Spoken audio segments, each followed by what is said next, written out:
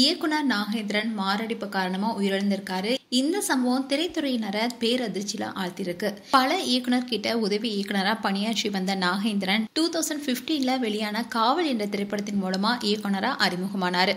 உண்மையான கதையை அடிப்படையாக கொண்ட இந்த படத்துல விமல், புன்னகை பூவே கீதா, சமுத்திரக்கனின்னு பலரும் நடித்திருந்தாங்க. தியேட்டர்ல வெளியான இந்த படம் கடுமையான விமர்சனம் பெற்று வசூல் ரீதியா தோல்வி அடைஞ்சது. இவரு சரோஜா உள்ளிட்ட படங்களையும் நடிச்சிருக்காரு. இந்நிலையில இயக்குனர் நாகேந்திரன் மாரடைப்பு காரணமா இன்னைக்கு உயிரிழந்திருக்காரு. இவருடைய மறைவு திரைத்துறையினரை அதிர்ச்சியில் ஆழ்த்திருக்கு. இது குறித்து இயக்குனரும் தயாரிப்பாளருமான சுரேஷ் காமாட்சி அவருடைய எக்ஸ் பேஜ்ல இரங்கல் அறிக்கை வெளியிட்டிருக்காரு.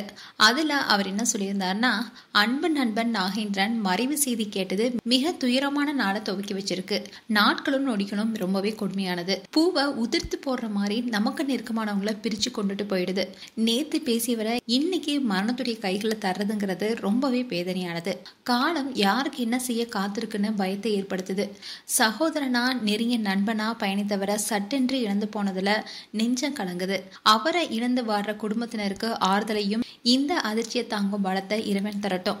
நாகேந்திரனுடைய மறைவுக்கு இரங்கலை தெரிவிச்சுக்கிறேன். அவருடைய ஆன்மா இயற்கையின் மடியில இளைப்பாறட்டும்னு குறிப்பிட்டிருந்தாரு. இயக்குனருடைய மறைவுக்கு திரைப்பிரபலங்கள் பலருமே இரங்கல் தெரிவிச்சிட்டு வராங்க. மேலும் இது போன்ற நியூஸை பார்க்க நியூஸ் தமிழ் லிட்ஸன்ல சப்ஸ்கிரைப் பண்ணுங்க. மறக்காம நோட்டிபிகேஷன் பட்டனை கிளிக் பண்ணுங்க.